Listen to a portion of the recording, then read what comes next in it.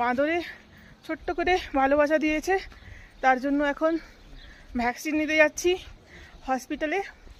তো এখানে টাবো ভিলেজের হসপিটালে আমরা যাচ্ছি বাঁদরের ভালোবাসার প্রতিষেধক নিতে। চলুন আপনাদেরকেও দেখাবো টাবো ভিলেজের হসপিটাল। সবাই লাইন দিয়ে যাচ্ছে, ওই কাকিমাকে বাঁদরের ভালোবাসা দিয়েছে।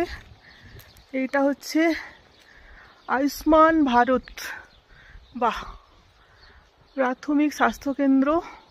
এটা প্রাথমিক স্বাস্থ্যকেন্দ্র, আয়ুষ্মান ভারতের সুযোগ সুবিধা পাওয়া যাচ্ছে। এই হচ্ছে হসপিটাল। গায়ের থেকে চারটি খুলবেনি, খুলে রিল্যাক্সে ছোট্ট ভিলেজ আর ছোট্ট একটা হসপিটাল।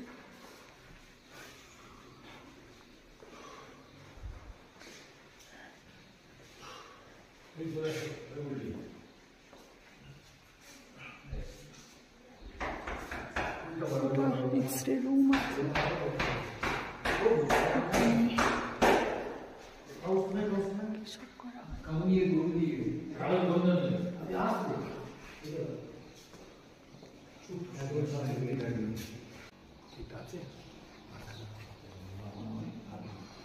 এই জননী সুরক্ষা যোজনা, এখানে মহিলাদের প্রসূতি বিভাগ মনে হচ্ছে।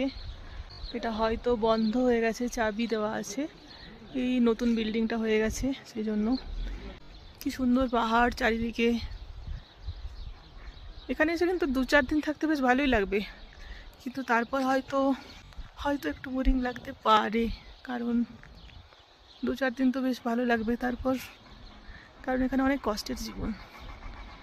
ওই 2 দিন ঘুরতে আসলাম, আনন্দ করলাম, খেলাম দিলাম, ওটা তো আলাদা ব্যাপার, কিন্তু এখানে যারা থাকে তাদের জীবনে অনেক স্ট্রাগল, অনেক কষ্ট করে তারা থাকে। আমি ওই নদীর পাড়ে গিয়েছিলাম, গিয়ে উঠে আসতে আমার অর্ধেক জীবন ওখানে বেরিয়ে গেছে, বাকি অর্ধেক নিয়ে আমি এখন ভিডিও বানাচ্ছি। এই যে বাঁদরের ভালোবাসা থেকে বেঁচে কেমন লাগলো? ভালো তো লাগলোই। বাঁদরের ভালোবাসা থেকে বাঁচার জন্য কোথায় এসেছেন আপনি? টাবো। টাবোতে কোথায় এসেছেন? কোথায় ভালো? Health centre. পরিষেবা কেমন দিল? ভালো। চলুন তাহলে, থ্যাংক ইউ।